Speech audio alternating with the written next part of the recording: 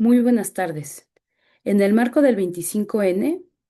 Día Internacional de la Eliminación de la Violencia contra las Mujeres, la Facultad de Ciencias Políticas y Sociales, a través de la coordinación del programa de idiomas, les agradece por hacer posible este espacio de reflexión. En nuestra universidad trabajamos para construir una vida universitaria igualitaria, sin discriminación y libre de violencia, a través de una política de igualdad de género que busca transformar estructuras y prácticas, con el objetivo de que este compromiso se proyecte más allá de la institución. Es por ello que en el marco de las actividades les presentamos la ponencia Universidades frente a la violencia de género, algo más que protocolos, dictada por la doctora Claudibet Pedraza Bucio. A continuación, les daré una breve semblanza de la doctora Pedraza Bucio. Es doctora en Ciencias Políticas y Sociales y maestra en Comunicación por la Facultad de Ciencias Políticas y Sociales de la UNAM. Especialista en temas de género, periodismo y comunicación. Actualmente es investigadora del Departamento de Arquitectura, Diseño y Comunicación de la Universidad La Salle de la Ciudad de México. Forma parte del sistema de investigadores categoría SNI 1, primer lugar del Concurso Nacional de Tesis de Género Sor Juana Inés de la Cruz 2016, otorgado por el Instituto Nacional de las Mujeres en la categoría de doctorado, con la tesis Jugar como visitantes, análisis del ejercicio periodístico de las reporteras de deportes en la prensa nacional. Fue guionista, realizadora, locutora y productora del Sistema Michoacano de Radio y Televisión Radio Michoacán. Trabajó como jefa de Departamento de Monitoreo de Accesibilidad de la Dirección General de Análisis y Contenidos de Medios Audiovisuales del Instituto Federal de Telecomunicaciones. Es integrante del Seminario de Alfabetizaciones Críticas de la Universidad Pedagógica Nacional, donde trabaja los temas de género, tecnología y derechos digitales. La doctora ha colaborado con diferentes instituciones como tallerista en capacitaciones dirigidas a periodistas, estudiantes de comunicación e instituciones que buscan erradicar la discriminación de género en los medios de comunicación. Sus líneas de investigación se centran en género, periodismo, apropiaciones digitales y violencia digital de género. Le doy pues la bienvenida a la doctora Claudibet Pedraza Bucio y muchas gracias por acompañarnos.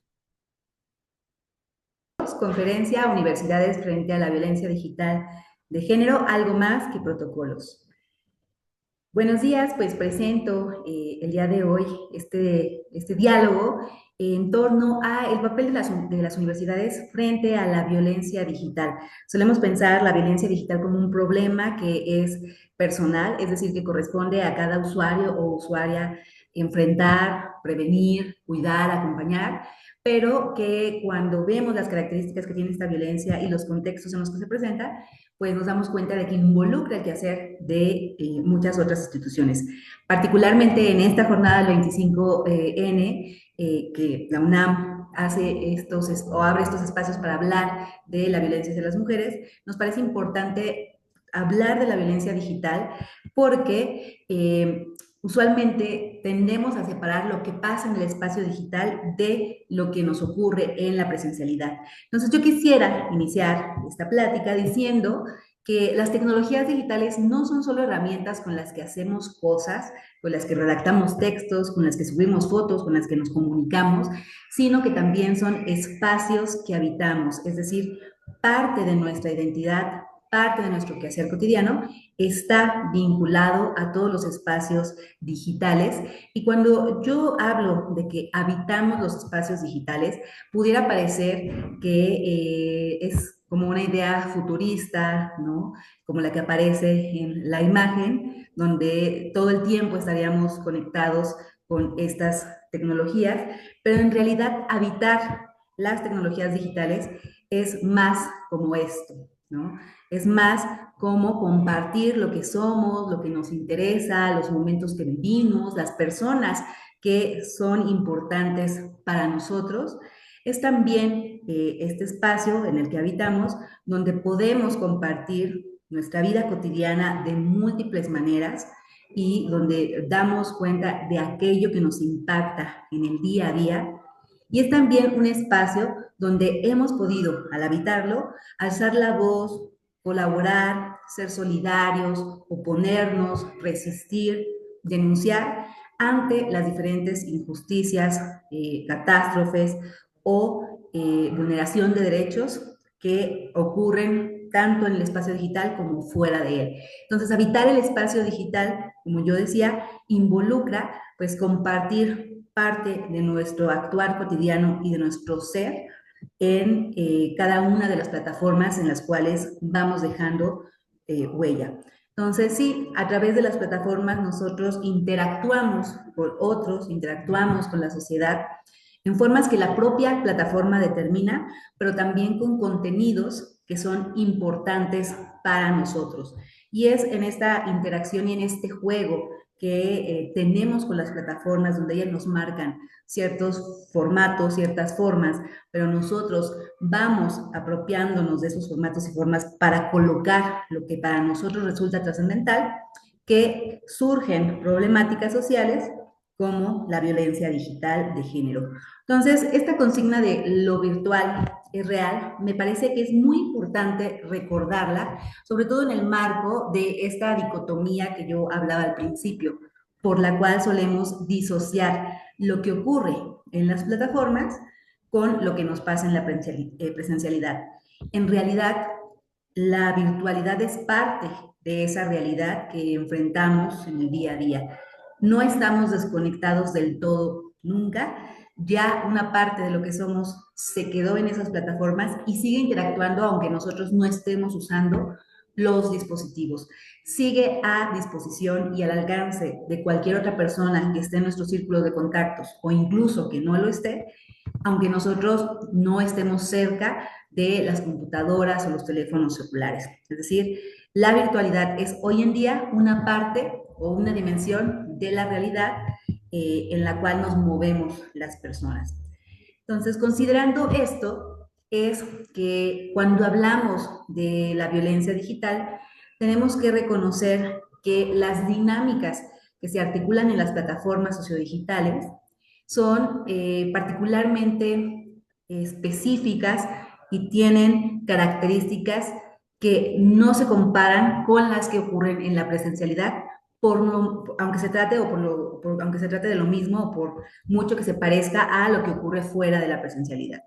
Y entonces, tenemos que reconocer que mucho de esto que ocurre en nuestros espacios presenciales se reproduce o se intensifica en las redes sociales. Trasladamos muchas de las dinámicas a estas plataformas, con estas plataformas adquieren características que son específicas. Y en el caso de la violencia digital, nosotros encontramos diferentes manifestaciones de estas violencias que están ligadas a la violencia estructural de género que enfrentan las mujeres y las niñas en este país y en todos los países, que tienen que ver con acosos, violencia sexual, descalificación, insultos, amenazas, etc. Solo que no es nada más que se reproduzcan en las plataformas sociodigitales.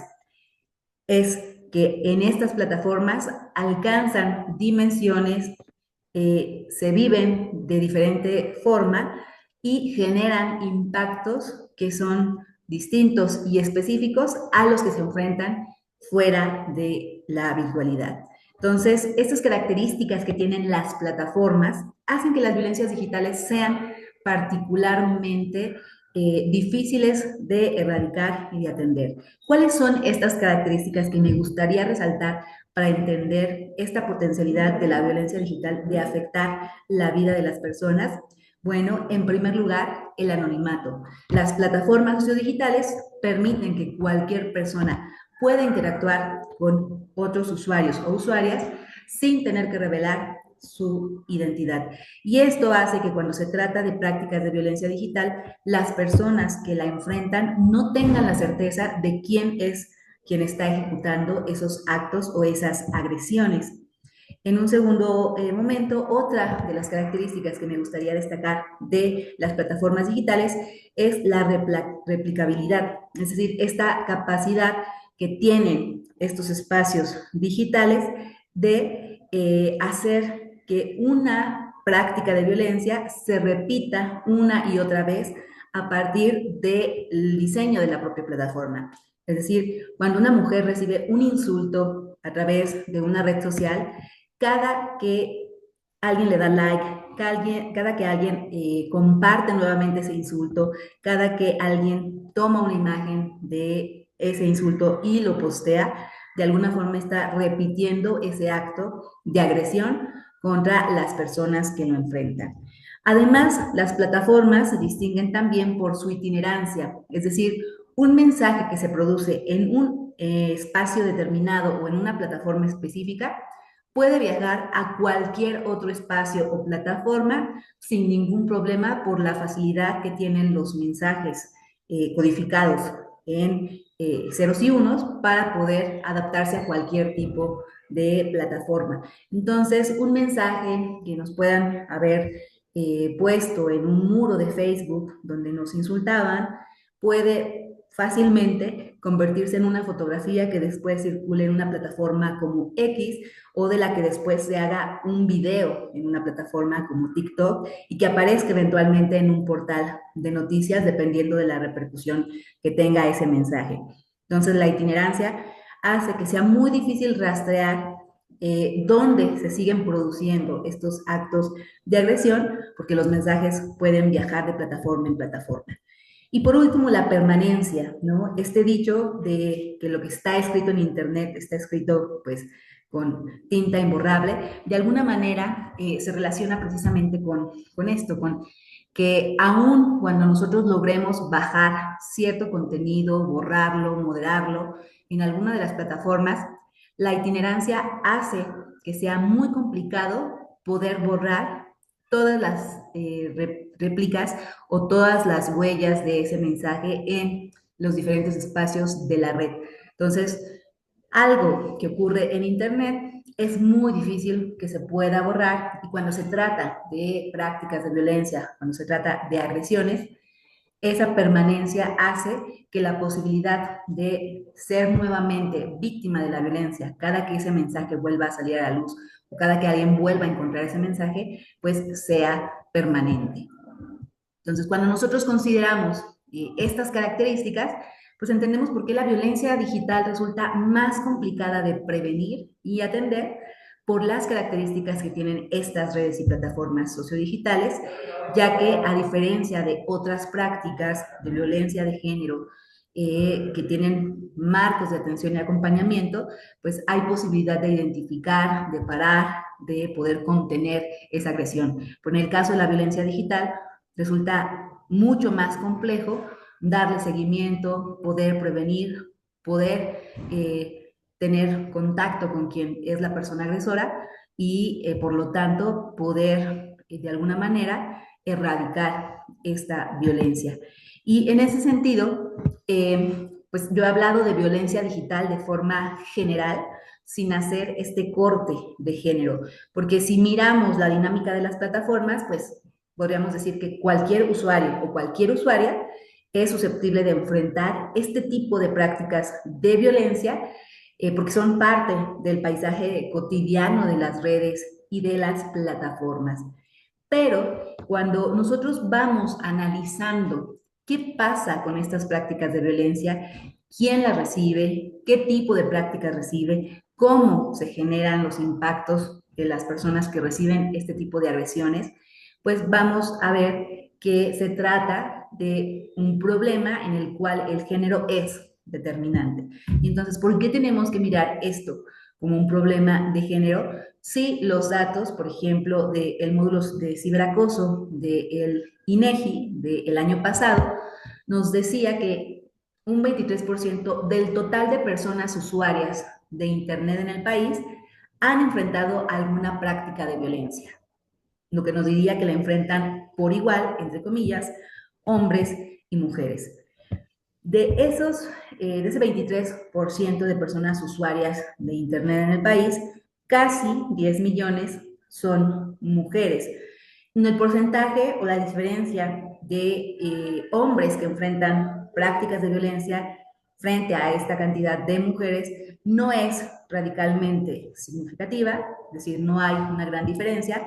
pero en donde sí hay una diferencia es tanto en los grupos de edad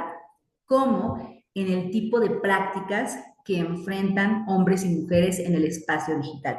Según los datos de esta misma encuesta y de este mismo módulo, del módulo de ciberacoso, de la encuesta de uso de las tecnologías en los hogares, la población víctima de ciberacoso, según el rango de edad que se encuentra en mayor riesgo de enfrentar alguna práctica de violencia digital, son las mujeres de 20 a 29 años, casi 7 puntos porcentuales más que los varones de este mismo rango de edad.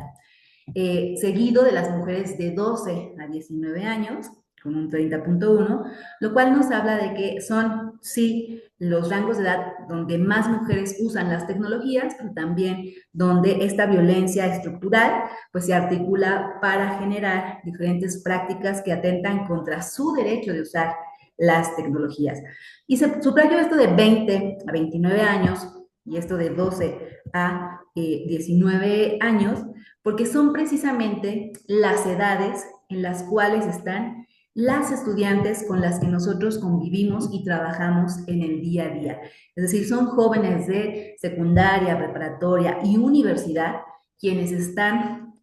constantemente enfrentando diferentes prácticas de violencia a través de las redes sociales, de las plataformas, del correo electrónico, de los servicios de mensajería, de los foros, de los videojuegos, etc. Es decir, en los diferentes espacios donde estas mujeres jóvenes están haciendo algo, están investigando algo, están comunicando algo, existe pues un 30% de posibilidades de que alguien las ataque o muchos otros las ataquen por un factor de género. Y particularmente, aunque sí es cierto que entre menor educación tengan las personas, son mucho más susceptibles de enfrentar una agresión a través de las plataformas digitales, lo cierto es que la diferencia no es mucha, es decir, no hay una gran brecha entre las mujeres que cursan la educación superior o que tienen estudios superiores y las mujeres que enfrentan estas prácticas y su nivel educativo es nivel básico. Entonces podemos decir que sí, aunque la violencia digital está articulada en las plataformas como parte del paisaje y cualquier persona usuaria las puede enfrentar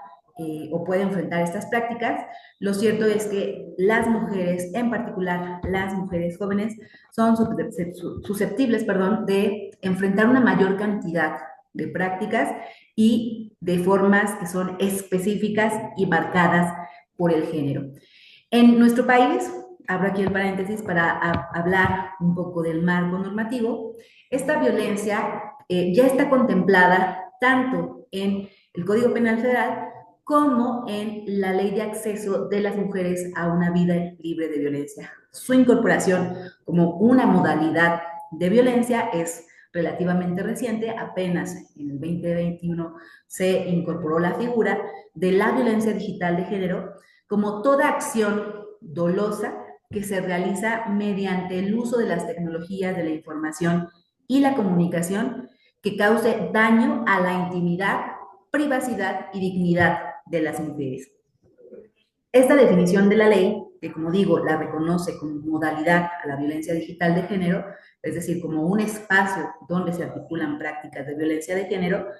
es muy amplia y puede contener o incluir diferentes prácticas de violencia, aun cuando la más común y la que se asocia a violencia digital de género es la difusión de imágenes íntimas, sobre todo por la gran notoriedad que adquirió la ley Olimpia como un tema, que en realidad la ley pues implica tanto esta modificación a la ley de acceso de las mujeres a una vida libre de violencia como las modificaciones a los diferentes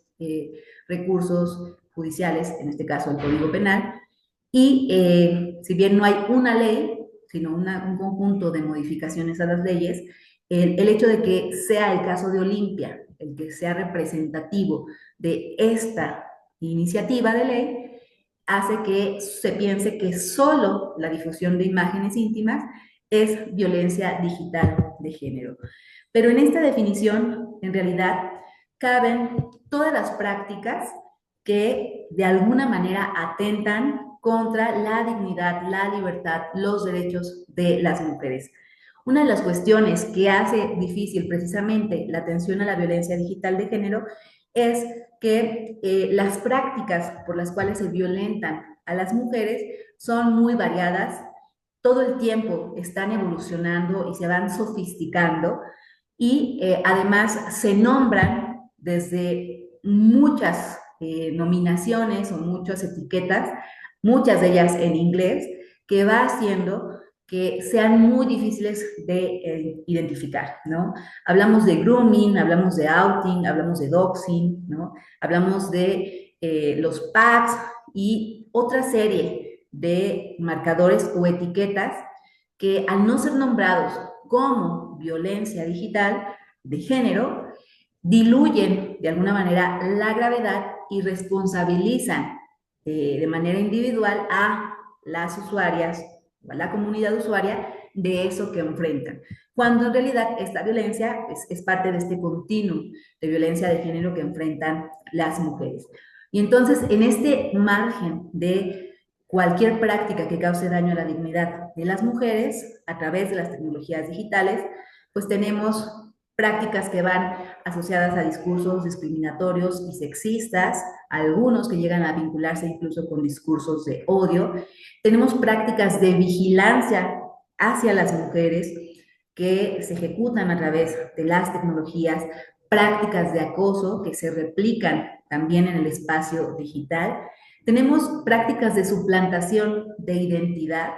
donde precisamente el robo de datos, el robo de imagen, hace que estas mujeres no solamente se les robe su identidad, sino que esa identidad sea usada para fines también delictivos, como la pornografía o como el robo, el secuestro, etc. Tenemos prácticas de violencia sexual a través de las tecnologías y que van vinculadas también a las prácticas de extorsión y desprestigio y que se relacionan con esta idea de la difusión de imágenes íntimas, donde por un lado hay violencia sexual al exponer la intimidad de las personas y por el otro lado también se habilita el hecho de poseer una fotografía de alguien y la amenaza de difundirla con estas prácticas de extorsión y desprestigio. Y todas estas prácticas pueden derivar en que las propias tecnologías también se conviertan en vías de captación para la trata y explotación, tanto laboral como sexual, de las mujeres. Entonces, no es nada más la difusión de imágenes íntimas y no son nada más los comentarios sexistas lo que distingue las prácticas de violencia digital. En realidad son una serie de prácticas que finalmente, en conjunto y en articulación con muchas otras dinámicas presenciales, ponen en riesgo los derechos, la seguridad y la vida de las mujeres de diferentes edades, particularmente las jóvenes. Y en los últimos años, la aparición de la IA generativa pues, ha complejizado estos mecanismos de la violencia digital, precisamente con la generación de datos, de imágenes, de información, de perfiles falsos, pero donde se usan a mujeres reales y a sus signos o huellas de identidad para generar desde información y noticias que son falsas hasta las, pues tristemente conocidas deepfakes pornográficas, que son precisamente estos videos donde se simula la cara o el cuerpo de una persona, de una mujer, sin que ella sea quien está realmente apareciendo en contenido pornográfico donde hay una gran cantidad de violencia sexual.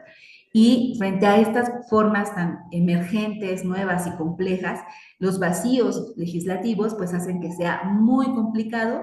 poder atender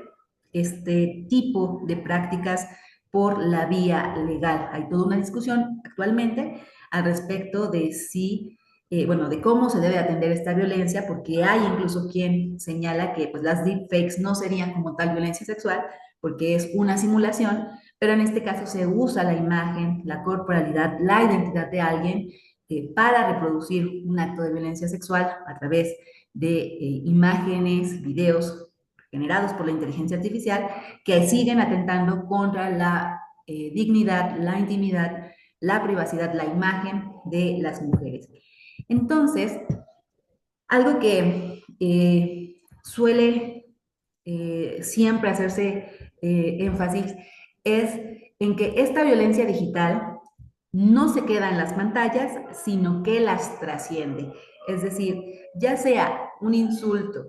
o ya sea un video fake de una persona donde está siendo violentada sexualmente, los impactos se generan más allá de lo que ocurre en las plataformas y atentan contra las emociones, contra el cuerpo, contra la conducta y contra la cognición de las mujeres que la enfrentan. En el caso de las emociones, pues enfrentar una práctica de violencia digital pues genera ansiedad, insomnio, vergüenza, ¿no? Irritabilidad, que muchas veces termina somatizado en el cuerpo por diferentes padecimientos como gastritis, contracturas, falta de sueño, dolores musculares e incluso hasta desregulación neuroendocrina, perdón, es decir, estrés sostenido. También afecta la cognición de las personas, están más distraídas, se autocensuran, se vuelven un poco más temerosas y esto también impacta en la conducta porque empiezan a tener comportamientos de aislamiento,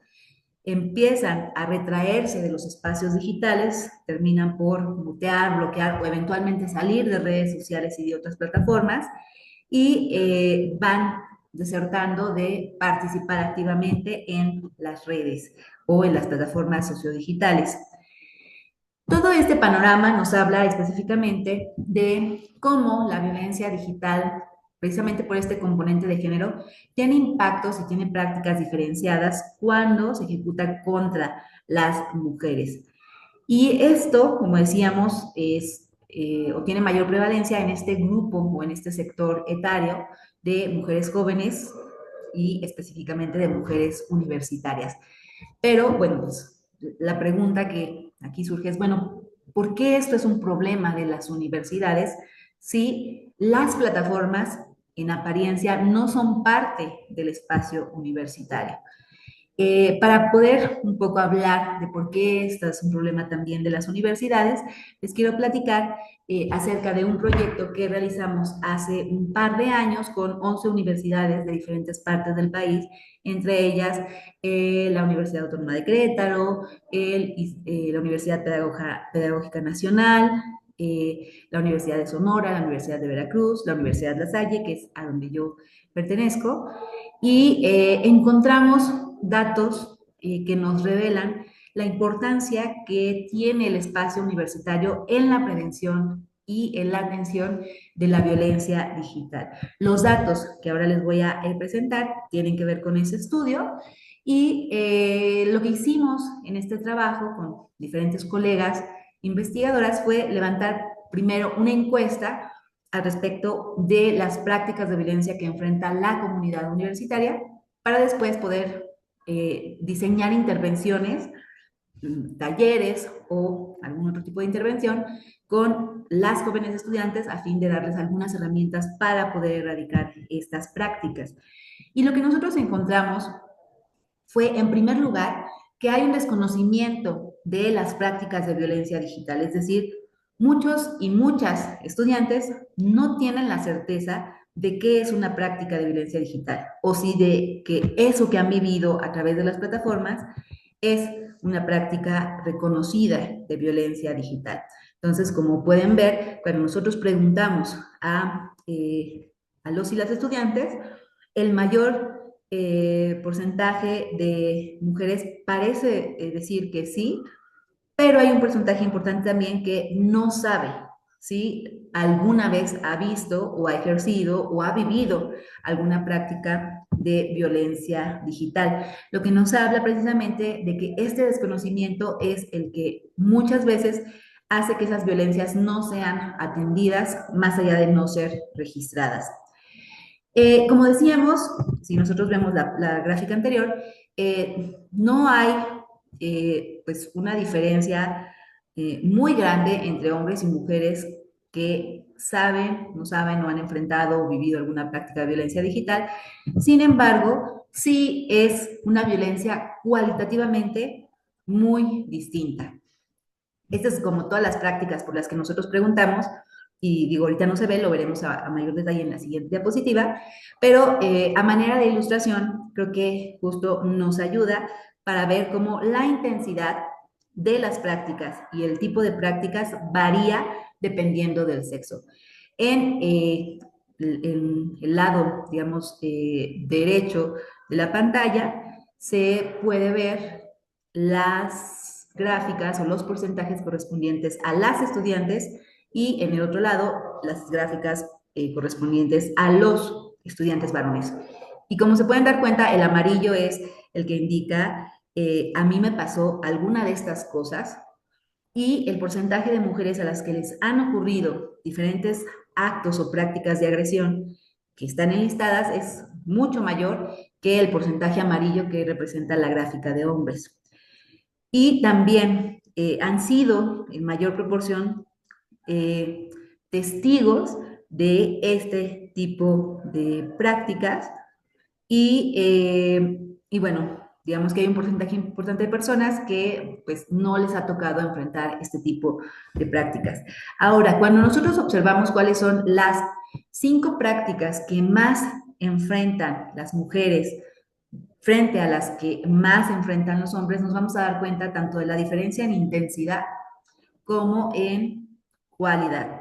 Las mujeres de las que nosotros encuestamos, el 44% había enfrentado, bueno, entre el 44 y el 30% habían enfrentado diferentes prácticas que casi todas se relacionan con su imagen, su corporalidad y con este componente de violencia sexual, ¿no? Las prácticas que más enfrentaban las estudiantes era el envío de propuestas sexuales o observaciones sexuales denigrantes, el envío de contenido sexual o pornográfico sin que ellas lo solicitaran, los mensajes o comentarios agresivos sobre su cuerpo, sus ideas, sus gustos, mensajes que reproducían estereotipos de género y llamadas, videollamadas o mensajes acosadores, ¿no? Digamos que son las prácticas que ellas enfrentan en mayor proporción dentro de las plataformas digitales.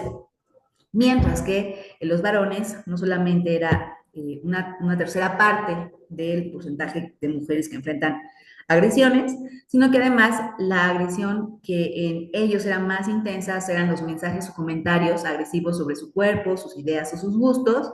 el ingreso a cuentas o perfiles sin el consentimiento de su dueño, la revisión de mensajes o cuentas sin el consentimiento de su dueño y el envío de mensajes maliciosos o contenido sexual no solicitado, ¿no? Ellos también reciben estas prácticas, pero en mucho menor proporción y digamos que hay como algún par de prácticas, como es esto de la revisión de cuentas o el ingreso a cuentas, que se asocia mucho con esta idea del amor romántico, donde sus parejas ingresan o revisan sus propios perfiles, ¿no? Entonces, sin como tratar de comparar la gravedad o decir que estas violencias que enfrentan los varones son menos graves, de lo que sí nos damos cuenta es cuando revisamos los datos, es este componente de género que hace que las violencias que enfrentan las mujeres en el espacio digital pues estén marcadas por este tipo de violencia sexual y por este cuestionamiento a su cuerpo, su imagen, su identidad de forma constante. Otra de las cosas que descubríamos en este estudio tenía que ver precisamente con la cercanía que tenían estas víctimas de prácticas de violencia con los agresores. Y en el perfil de agresores, pues encontramos que principalmente las personas desconocidas o anónimas son quienes ejecutan las prácticas de violencia. Yo hablaba al inicio del anonimato como una de las características que hace que las prácticas de violencia de alguna manera proliferen en el espacio digital, ya que es muy difícil identificar a quién las comete. Y después se presentan otros actores como una persona conocida, las exparejas, y aparecen también los compañeros o compañeras de universidad como parte de estos perfiles agresores. En algunos casos también se hablaba de el perfil de profesores o profesoras y Particularmente, esto nos hablaba de que aunque no son los porcentajes mayoritarios, sí hay un componente de las dinámicas de la universidad, es decir, de las relaciones que tienen con compañeros y compañeras y profesores, profesoras, que faculta o facilita que se reproduzcan prácticas de violencia a través de las plataformas digitales. Entonces, si bien estas prácticas no ocurren en el espacio escolar, sí ocurren por actores del ecosistema escolar, en este caso del ecosistema universitario. Tenemos también que cuando se les pregunta a estudiantes, mujeres y hombres, acerca de si denuncian o comentan la situación para recibir algún tipo de apoyo, la mayoría, tanto de hombres como mujeres, señaló a los amigos y a la familia como los principales, sí, los principales recursos o las principales personas o figuras a las cuales acuden para poder solicitar algún tipo de ayuda. Y en tercer lugar, precisamente, aparecen las instancias escolares que tienen que ver con violencia de género o las comisiones de género o las autoridades escolares como directores, directoras, porque gran parte de estas prácticas que se enfrentan en las plataformas ocurren por agentes de la comunidad escolar o en los tiempos de estudio o de estancia dentro de la universidad. Hay también quienes acuden con profesores o profesoras para solicitar algún tipo de ayuda o denunciar los hechos y solicitar orientación, e incluso hay quien acude con compañeros de la escuela, es decir, si hay, como muestran las gráficas, entre un 7 y un 6% de las personas que han enfrentado alguna práctica de violencia que recurren a las figuras escolares para poder solicitar algún tipo de ayuda, orientación o denunciar la violencia que están enfrentando a través de las plataformas. En este sentido, la pregunta que surge al ver esta gráfica es de si las autoridades escolares o profesores y compañeros tienen las competencias para poder dar este acompañamiento que necesita o requiere alguien que está enfrentando alguna de las prácticas de las que yo hablé hace rato. Y lo que encontramos también, que nos parece que es muy importante destacar, porque articula parte de lo que tendrían que hacer las universidades, es cómo cuando se denuncia o no se denuncia, está el factor de la culpa mediando este acto de denunciar y tratar de dar seguimiento a esa práctica de violencia que se enfrenta. Entonces, cuando preguntamos por qué razones no se denuncia esta situación en los espacios universitarios,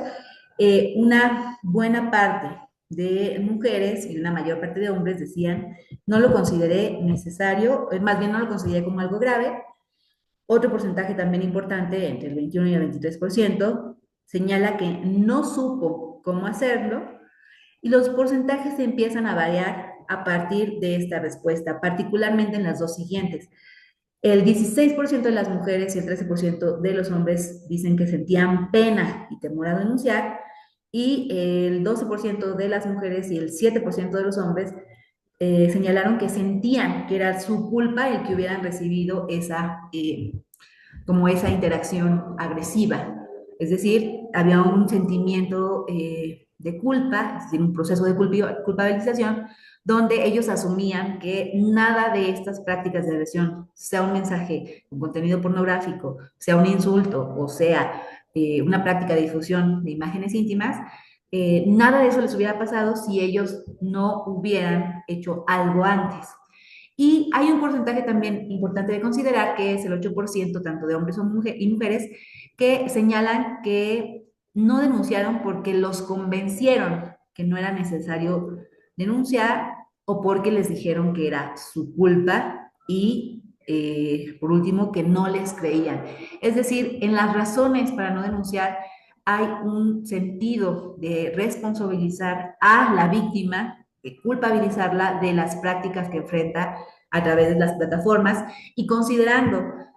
que las primeras personas a las que acuden son familiares, amigos, compañeros y profesores, nos hace pensar precisamente de esto que ya comentaba hace un momento. si estas personas tienen las habilidades, los conocimientos que se requieren para acompañar el proceso de alguien que está siendo víctima de violencia de género a través de plataformas digitales. Y por último, al preguntarles acerca de las repercusiones de la violencia de género, eh,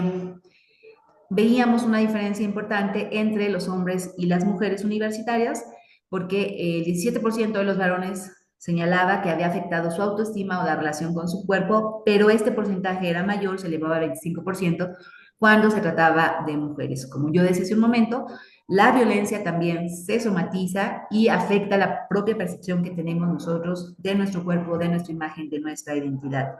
Se generan también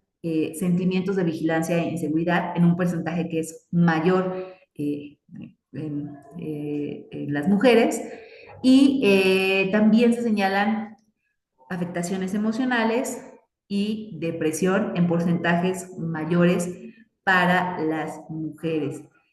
Eh,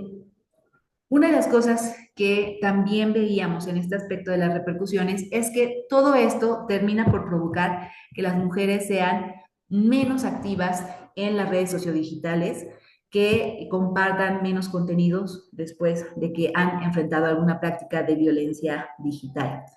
Y con estos datos nosotros nos preguntábamos entonces, ¿qué se puede hacer desde las universidades para prevenir y erradicar esta problemática? Porque como decíamos, no solamente era que parte de los perfiles agresores fueran integrantes de la comunidad universitaria, sino que muchas de estas dinámicas ocurrían en tiempos y espacios que tenían que ver con la universidad o incluso en la universidad estando conectada a la red de la universidad. Y si bien entendemos la dificultad del espacio digital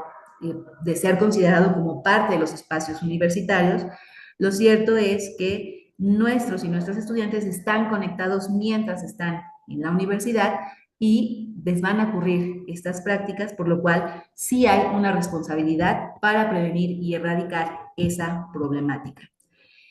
Cuando se habla de violencia digital, las vías de actuación que se han articulado de forma muy general son, por un lado, la regulación legal, es decir, crear leyes para sancionar este tipo de violencia, de lo cual en México tenemos el caso de la Ley Olimpia, que como decía, es un conjunto de reformas, tanto al Código Penal como a la Ley de Acceso de las Mujeres a una Vida Libre de Violencia. La otra vía es la autorregulación de las plataformas, es decir, pedirle a las plataformas que sean ellas mismas las que regulen, moderen o bajen ciertos contenidos que pueden estar siendo perjudiciales para ciertas integrantes de la comunidad, para las mujeres usuarias, lo cual resulta más complicado porque, por un lado, los mecanismos de autorregulación y de moderación de contenido, pues muchos son automatizados y por el otro, las plataformas siempre se defienden como un espacio de libertad de expresión donde el pedir que un contenido se baje o se modere o, o se borre puede verse como un atentado contra este derecho fundamental. Y la última vía es la del autocuidado digital, que consiste precisamente en articular formas para que las propias comunidades usuarias tengan prácticas de seguridad que les permitan habitar los espacios sociodigitales con el menor de los riesgos posibles. Y es esta vía del autocuidado la que creemos puede articularse desde la universidad. El autocuidado digital se centra en acciones de las personas, no como víctimas que reaccionan ante las prácticas de violencia digital, sino como una comunidad usuaria que es responsable de su habitar el espacio digital, de su identidad, de sus huellas, de su privacidad.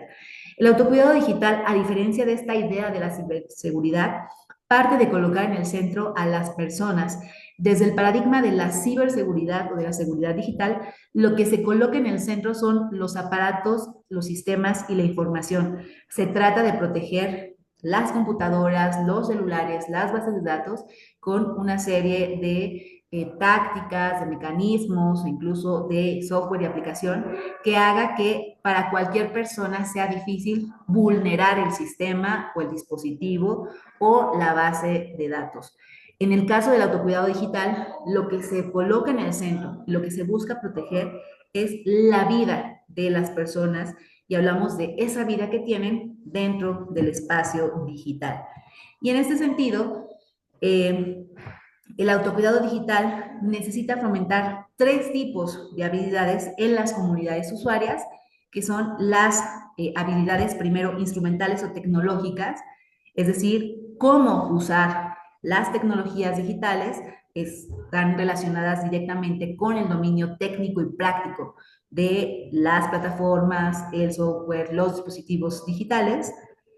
Están las habilidades digitales comunicacionales que son necesarias para generar intercambios, para gestionar interacciones, para comunicarse a través de las plataformas en los lenguajes y en los formatos que las propias plataformas han habilitado. Y tenemos también las habilidades crítico-cognitivas o habilidades críticas que implican acceder a las tecnologías, analizarlas, reconstruirlas, otorgarles significado, entender sus lógicas para poder decidir cómo participar en ellas. Y este tipo de habilidades, las habilidades críticas, son los que nos parecen fundamentales para poder atender el problema de la violencia digital de género. ¿Qué es lo que pueden hacer las universidades para fomentar estas prácticas de autocuidado entre la comunidad universitaria? Pues hablamos, como decíamos al inicio, que no se trata solo de tener protocolos que atiendan la violencia de género así de manera amplia, donde haya un apartado quizá que diga qué hacer con la violencia digital, sino que de manera activa, proactiva, deben de generar espacios para que estas habilidades digitales, comunicacionales, instrumentales y críticas surjan entre estudiantes. Entonces, parte del quehacer de las universidades es organizar talleres, actividades e infografías informativas en torno a la violencia de género para que les permitan a los y las estudiantes identificar estas prácticas de violencia y que ese porcentaje del 38-36% que no sabía que estaba viviendo o viendo una práctica de violencia digital puedan identificarlas, puedan tener más elementos para poder nombrarlas y actuar en consecuencia en torno a ellas. También son responsables o podrían ser responsables las universidades de generar talleres de seguridad digital con esta perspectiva de autocuidado y no tanto de ciberseguridad que, como yo decía hace un momento, despersonaliza el uso de los dispositivos, los convierte en meras herramientas y no reconoce que también hay dinámicas de vida que están articuladas en las plataformas sociodigitales. Entonces, esta idea de que las universidades generen espacios como talleres de autocuidado y seguridad digital es fundamental precisamente para que les otorguen esta autonomía a sus estudiantes de permanecer, usar y aprovechar las plataformas digitales con el menor número de riesgos. Efectivamente, deben de existir protocolos, guías y capacitaciones para el acompañamiento de la violencia digital. Es decir, más allá de que la violencia digital esté contemplada en el protocolo de atención a violencia de género, deben existir guías muy específicas, sencillas, para que esos profes o esos compañeros que desempeñan el rol de ser acompañantes o ser los primeros receptores de la información acerca de las prácticas de violencia digital,